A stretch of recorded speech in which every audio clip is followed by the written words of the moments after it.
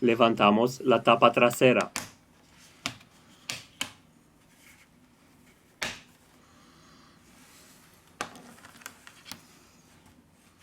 Para seguir con el proceso de desmontaje, desconectamos el conector de la batería.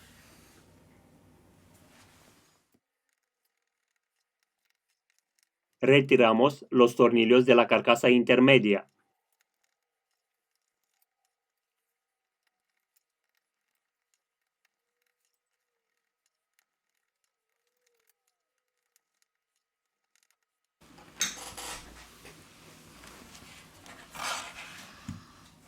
Con mucho cuidado, vamos a retirar la carcasa intermedia.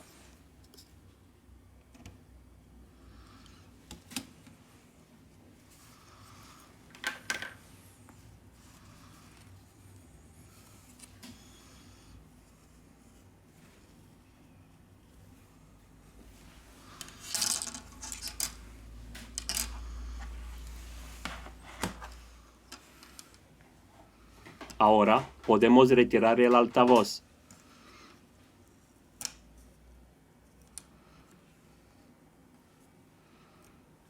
Hemos acabado el proceso de desmontaje.